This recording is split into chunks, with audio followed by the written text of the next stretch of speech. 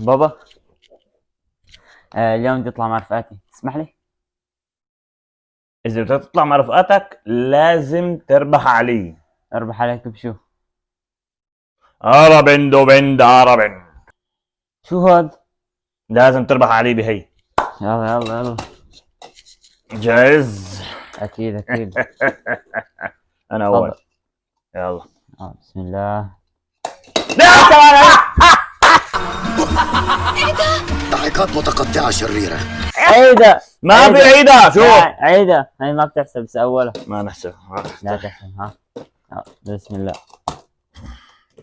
تفضل.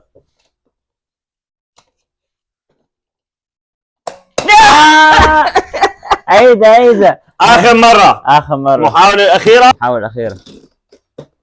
المحاولة الأخيرة. تفضل. يلا. خلاص.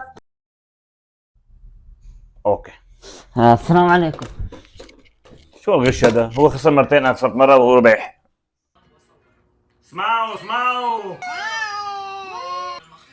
الرجل هو أجمل مخلوق خلقه الله وصوره، فهو يضحي بقطع الشوكولاتة التي بين يديه ليعطيها لأخته، وهو يضحي بشبابه وصحته من أجل زوجته وأولاده، وهو من يحاول بناء حياة عائلية ومستقلة لأولاده ولو أدى به ذلك إلى العمل بعمله. هو يكافح ويناضل بشكل دائم، ثم يتحمل عتاب أمه وأبيه وزوجته ورئيس العمل، وفوق كل ذلك فاللوم يقع على رأسه دائما.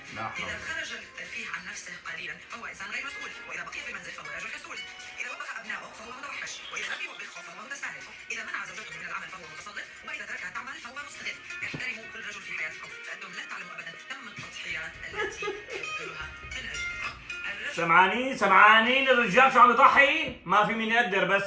اسف. بالغلط.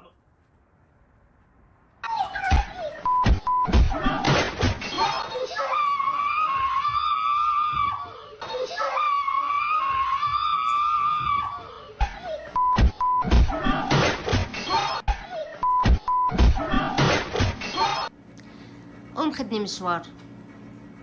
وين بدك تروحي؟ ما بعرف، نتسلى داخلي. طيب وين بدك تروحي؟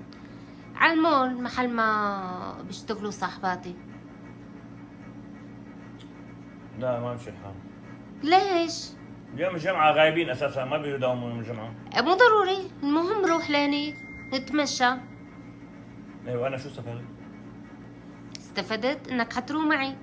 غايبين بنات، ما استفدت شيء انا.